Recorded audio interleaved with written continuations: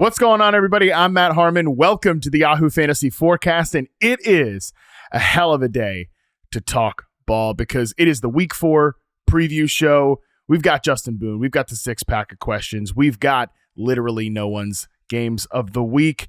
Tons to get into, but before we talk about that, we've got to talk Thursday Night Football. Seahawks 23, Cardinals 20. And oh boy, what a game that was. I mean, a freaking journey of a football game that one just took us on. I am jacked up about this football game because it was crazy. There is so much to get into. I try to keep these recaps to, around 12-ish. I'm sure the producers are like, no, you don't. 12-ish, 15 minutes, something like that, when the game deserves it. I feel like I could talk about this game for an hour, but we're not going to do that, of course. Just so much to get into here, so much to unpack. What a journey it was. But let's stick with the winners. Let's try to keep uniform here, what we always do. Seahawks get this win on the road against a division rival that they've trounced lately, of course. It felt like for a while they were going to really run away with this thing. I thought I was going to be coming on this show and basically reading off a damn eulogy about the 2025 Arizona Cardinals and just how depressing and lifeless and like a true meltdown that game was. Didn't quite go that way. I think, frankly, to be slightly critical here off the start, I think Mike Macdonald kind of turtled up in that game a little bit. Felt a little bit like too defensive coach coded in terms of some of the in-game decision makings there. Kind of settling for the run, settling for this, settling for that, then the missed kick, and I thought, oh, that's a bad omen. But eventually, the Cardinals tie the thing up, and the Seahawks go down the field, get off a big JSN catch, and get the game-winning field goal from Myers there. So that was cool to see. That transitions as well to what I want to talk about first, which is the passing game and Jaxon Smith-Njigba and Sam Darnold. For a minute there, I was nervous that I talked about JSN so much this week on all my platforms and stuff like that, and I was like, oh my God, I've freaking cursed this guy, bro. He's gonna he's going for a dud week. No catches in the first half, but that second half, I know he only comes away with 4 catches for 79 yards. Number one, there is no complaining if you're number 1 wide receiver in fantasy. By the way, he might be your number 2 wide receiver in fantasy. If you drafted well, shout out to you.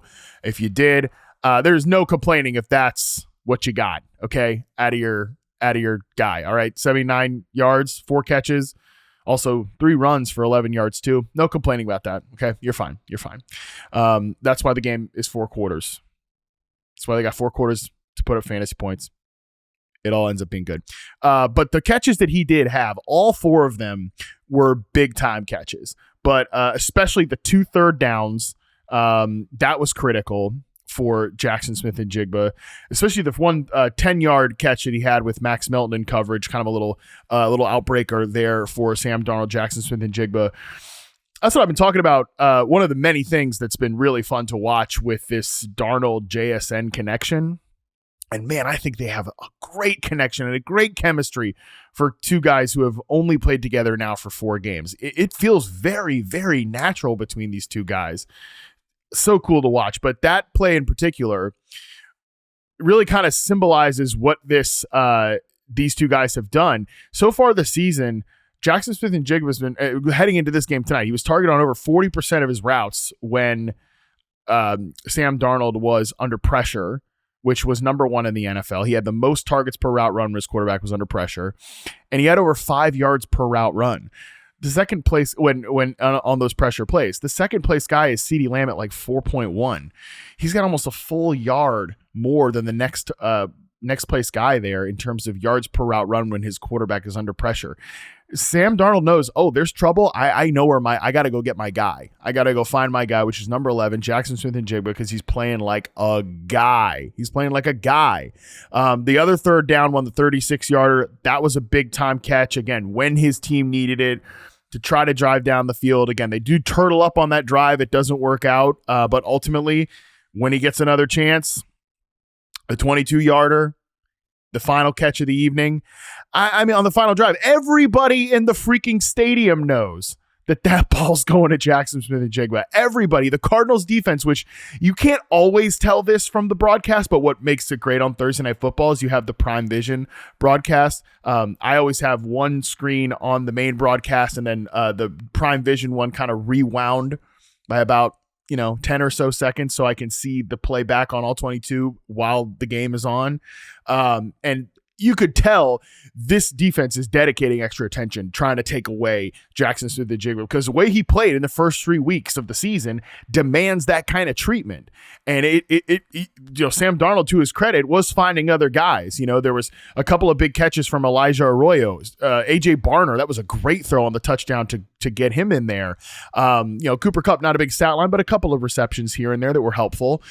But again, on the final drive of the game, when this defense has been dedicating extra attention to JSN all night, everybody knows that target's going to him. He picks it up, gets out of bounds with just a little subtle movement there. Oh my God, it was freaking beautiful, dude. What an incredible performance by JSN. I know people might listen to this, you're watching it like, oh, you only had 79 yards. You didn't have a big fantasy day. I'm telling you, that is the type of game that should make you extra, extra bullish on JSN going forward in fantasy football, because that is like all that, what I just described, like coming up big in big moments, helping your quarterback out when he's under pressure, like that reception to push your team into field goal range with the awareness to get the ball out of bounds.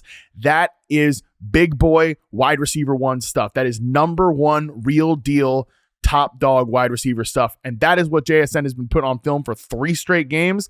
And I think he put an exclamation point on it with this Thursday night performance. So again, I've got freaking goosebumps talking about that. That was how jacked up this JSN performance got me. He has just been an awesome player, full stop. And tonight was a great proof of concept. Let's talk about just a couple other things real quick here on the Seahawks. Number one, for all the love I just gave JSN, the guy throwing the football, Sam Darnold, deserves a lot of love too. He's never going to be like a big time fantasy quarterback because it's pretty clear. Like I said, it was apparent in the offseason that the Seahawks, were kind of pushing this offense towards traditional, obviously Kubiak styling. The run game is going to be a centerpiece, but when they drop back to pass, they want to take these big shots off play action. Sam Darnold is a really good focus of that, and then the offense is just kind of, hey, we're along for the ride. We're a defense first team. That is what this team is. So Sam Darnold's never going to come out here and have these monster fantasy games in an ideal scenario. He's going to pop up for one here and there, but it's going to be a little tough to see him coming. He doesn't have a big fantasy night, but 242 yards, 1 touchdown, a 24-yard run as well.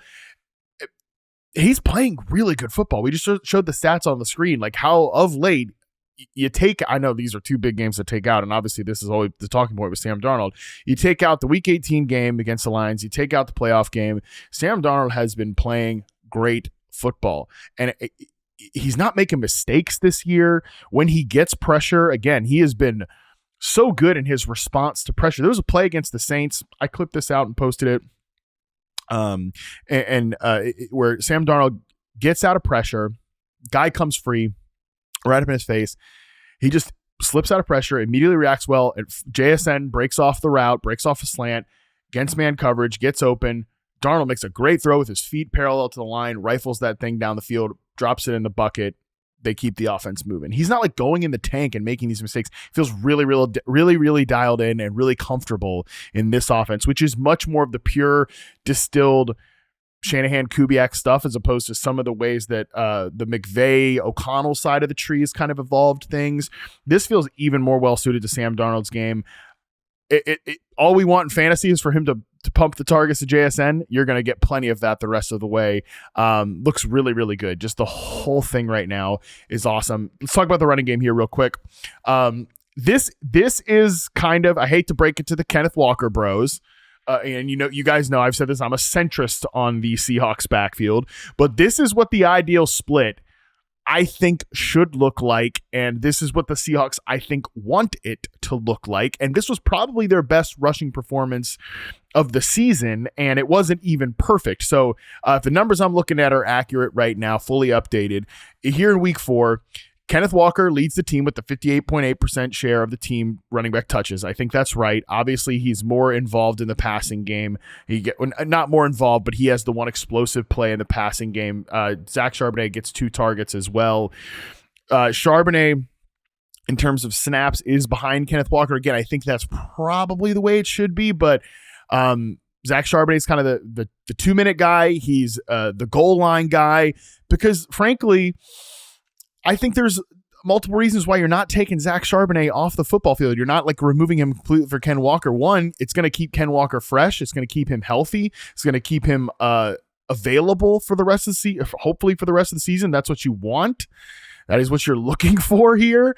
The other thing too is I love Kenneth Walker. He's a really good, fun player, but he is a guy that has negative runs, and I think he invites and creates some of those negative runs with his style in the backfield. So you do need kind of a consistent grinder in Zach Charbonnet. You know what, though? That's fine. It's fine. You can handle that. If you have Kenneth Walker, you can handle that. You can still play Kenneth Walker as a running back too, which is what you drafted him to be, and he's going to give you explosive plays. He's going to have those monster runs like he did in week 2. He's going to pop in touchdowns every now and again. But Zach Charbonnet is a great bench hold, and he's a guy that can be kind of a what-the-heck flex for you. That's why he was ranked higher than your traditional running back 2 insurance guys, because he can give you some standalone value. That's the best kind of player you can have around. So that's the state with the Seahawks running game, and I just don't think that is changing. Okay, now let's get to the matter at hand. Let's talk about the Arizona Cardinals. And man, I tweeted it out before the game, you know, the SpongeBob meme of him coming in the door and just like the exhaustion of it, and locking in for another for a Marvin Harrison Jr. Island game, because I knew there was going to be I just knew this was going to be a wild ride. I did not think it was going to be as wild of a ride as it was. I mean, it was as bad. If you didn't watch this game, it was brutal in the first half. All of the problems from last week seem to have bled over. I think he was obviously responsible for the second interception, where he catches the ball and pops it up on a slant and it gets intercepted. He kind of looked like he stopped his route when he was tangled up in man coverage. I don't know if he was going to catch that pass, the big inbreaker that Murray threw the first pick on. I don't know if he was going to catch it, but he clearly stopped his route when he was tangled up in man coverage. And you just can't do that. It looks bad. It looked bad. Again, it was bad. It was what the first half was for Marvin Harrison. It was really, really, really bad. And I hate when players get into that zone when they're just like the main character on Twitter in a negative way like that. And just, I mean, the whole timeline is just talking about Marv, what's going on, what the hell happened. This was supposed to be the guy. And, you know, it's like, I feel for him. And you could tell watching him in the first half, he has that like far away look, the 1,000-yard stare on the sideline. Every time the broadcast would cut to him, you could tell that it's like, it's in his head, man. And I think watching an interview after week 3, you could tell it was in his head, because he was so bothered and was taking it so hard about, you know, the drops in week 3. And the tough part about that is that, you know, and I've made jokes about this on the pod lately. I was taking a week off of doing any Harrison, you know, apologist nonsense, because he made critical mistakes in week 3 that you just like can't come and defend and be like, well, he's open on these dig routes and whatever. The thing is, though, he played really well in week 1. Like that's what's so frustrating, is he played really, really well in week 1, kind of a whatever game in week 2, and then a disaster in week 3. And it's just like, you can tell that this has been building. You can tell it's been building to this moment where he's not playing with confidence. He's kind of like in his own head. You can just feel all of that stuff as you're watching him, and it bleeds into the route running, which is then that's the strength of his game. Anybody who tells you like Marvin Harrison Jr. doesn't separate and doesn't get open, like just full on BS. Like, the guy gets open. He's a really good route runner. It's just in certain areas, not everywhere. Okay. That's the vast majority of receivers in the league, even some of the very good receivers in the league. I'm not saying that he's been perfect. I'm not saying that he has been whatever you think a wide receiver should be drafted 4th overall, all that stuff. But he's been a good player in isolation, and like, I maintain that. But that's a tough position to maintain when some of the errors you're watching in the first half are happening. Okay? It's untenable, because that becomes then the storyline and the talking point.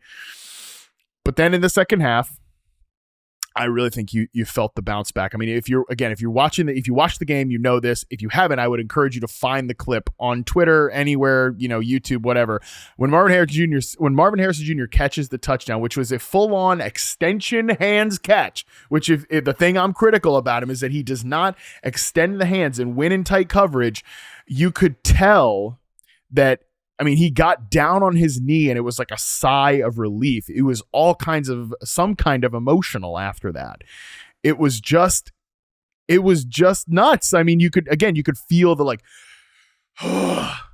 relief of that touchdown, him making that play when his team needed it to come back from what otherwise was looking like a meltdown performance offensively.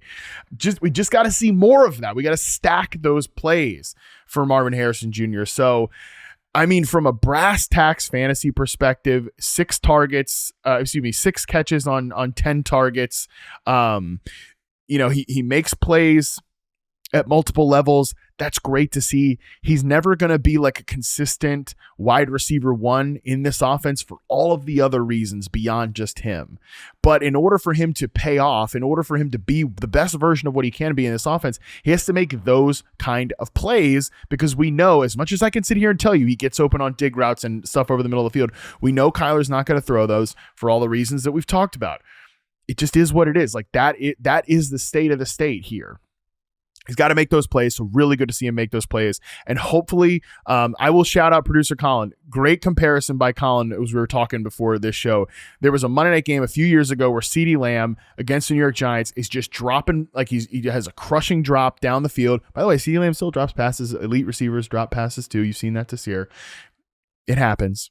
Got to make plays to make the drops worth living with, and that led to, again, I can't remember it. I wish I'd looked it up now beforehand, but it was a game a couple years ago where CeeDee Lamb's dropping passes, making mistakes at the catch point on Monday Night Football, I believe, against the New York Giants, and it was brutal. And it's like, yeah, this is when the guy's supposed to take the leap. Amari Cooper's gone. He's supposed to take the leap, and he's not taking that leap. Then in the second half, CeeDee Lamb comes back, makes big boy catches, physical, and that was kind of just like the taking off point for CeeDee Lamb. And then he comes back the next year, because I believe this was 2023, gets even better.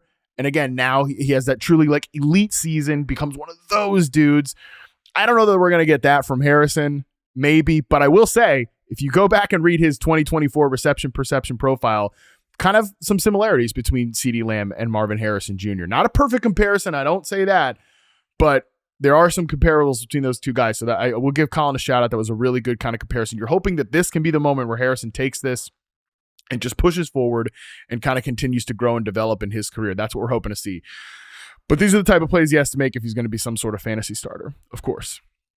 Now, I will say that comeback does not erase some of the problems that the Cardinals have. They did, of course, prevent a true meltdown, because that is what this game was trending to be, a true utter meltdown of epic proportions on Thursday night for this team. They managed to get out of that because, again, their players just showed up and made plays. Murray showed up and made plays. Michael Wilson had a couple of nice catches as well. Really just that one-hander, but he had a couple of moments. Trey McBride, some chain movers. That's great, but this offense does have problems, and I think, unfortunately, we can sit here and talk about Marvin Harrison, we can sit here and talk about Kyler Murray and like Drew Petzing and the design of it all, whatever. This team has issues up front, gang. Like, that's the thing here. Stat we're showing right now: Seahawks finished with 14 different defenders recording at least one pressure on Kyler Murray. 14 different defenders. And there were definitely times where Mike Macdonald was trying to end this game. I mean, the fact that Mike Macdonald calls a double corner blitz when they have the flea flicker, I mean, which was just pathetic. Murray's average time to throw 2.37 seconds, fastest of his career. That's just like they sped him up all night. And that's because that offensive line, as I talked about with Nate, is not good. Like, the talent is mid at best. At best, I think it's mid, and they've definitely not played that level from a pass protection standpoint. And then not to even talk about the running game. I think the conclusion for people coming out of this game, Trey Benson, 8 carries, 35 yards, 5 catches for 19 yards. So maybe he scammed you some fantasy points there. But this was sort of my concern about, where I lightly pushed back on the Trey Benson stuff. Not that you shouldn't have spent all your fab on him. Not that he's not a running back 2 in fantasy football. I had him ranked at 24 among running backs this week. But this run game is not as good as it was this year. I think the temptation coming out of this week will be, well, that's because James Conner's out. Well, the first 3 weeks of the season, this team ranked 26th in rushing success rate. They've not been a good running team all year long, not been able to sustain those drives. I think that's because Clayton Adams flew the coop to Dallas. By the way, Dallas, they're first in rushing success rate on their running back runs, just running back runs for these stats. Think there's something to that. They've got a more talented offensive line, but I think they've also got a coach who's coaching it up over there. So that's just part of that's where everything starts with Arizona. Beyond then we get into the Kyler Murray doesn't fit, I think, Drew Petzing's offense. He's not a perfect fit with Marvin Harrison Jr. Marvin Harrison Jr., I think then it's like compounded into itself where he had like the yips at times tonight, but I think he fought through it. So that's good to see.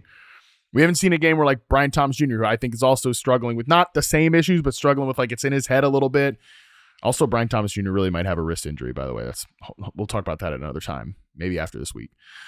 Twitter docs, he's in his head. We haven't seen him like fully push out of it yet. I think hopefully tonight we saw Harrison fully push out of it, but still, my general conclusion, and it's week 4. Maybe this is too early for me to say this, but I've seen enough of this team right now to think that like I think Kyler needs to go somewhere else. Drew Petzing needs to go somewhere else. Like Marvin Harrison Jr. needs to go somewhere else, or one stays in Arizona and the rest go. Like I think these guys do just kind of need to get away from each other. Then I think maybe there's a chance they can recoup some value and recoup some of their reputation. But man, it's tough with Marv right now. But I was really just final note, really happy to see him, grab that catch and the clutch one too. Like on the last drive where Amari DiMercato scores the touchdown out of the flat there. That was a clutch play as well. Not a quite full hands extension, but nevertheless tracked it pretty well, grabbed it, secured it. Good to see.